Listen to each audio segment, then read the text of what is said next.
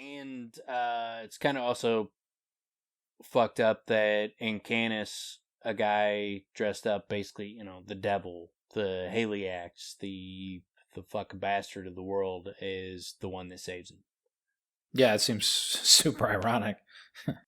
Well, I wonder if it's a clue. And the priests. Telu and the priests are the ones that just kind of roll by him, but Canis is the one that stopped. And even when that girl was like, we gotta leave, he's like, no, this kid's gonna frickin' die. That's Fitz's anti-hero. That would fit in if Canis is the one saving him. Then who's helping Kvothe is helping him to destroy the world. He's the anti-hero. I mean, or we have it could be some symbolism that Haliax is not as bad as we fucking think. That maybe Haliax there's more gray to Haliax than meets the eye. The more we've talked about Haliax's formation, he does seem to be more humanized. I look at him completely differently than I did before we started to talk about it. Well, didn't we? Isn't one of Scarpy's stories? Isn't Haliax isn't Lanray who becomes Haliax? Isn't Lanray like a great hero? Yes. Yeah, he is. Yes.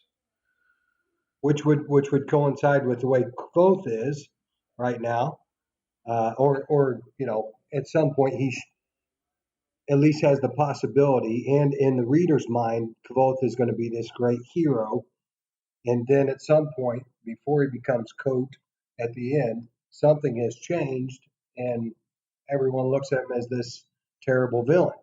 That's what that's what I like so much about the writing is you can view it from both ways. You can view it from a variety of different ways, obviously, but the idea of the anti-hero is not to be overlooked. It's a possibility. And that's great. If it was clear one way or the other, it wouldn't be nearly as interesting to talk about.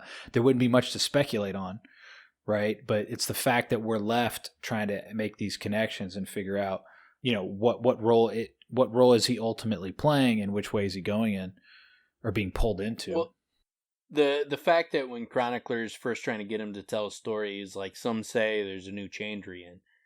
That in Kvothe's like, well, the ones that know better. It leads you to believe that there's something fishy with him, where there's a reason why people would view him as a new Chandrian. There's something fucked up that happened that could blur the lines on whether he's a good guy or fucking went bad. At least it could be interpreted that. I think outside people could interpret what he did to be a villain move.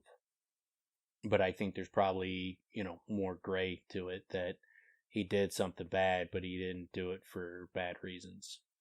And it could be that just like Lanray, he does it for love. Yeah. Yeah, it could be. So. I think I think he's given a very hard decision to make. He makes the decision. He has to live with it. There's repercussions that he did not intend or he accepted because he had to. He's bearing the weight of that burden. That's why he's Kote. That's part of the reason why he's Kote. He had to do a lot of things, make a lot of sacrifices, it seems. Yeah, I agree.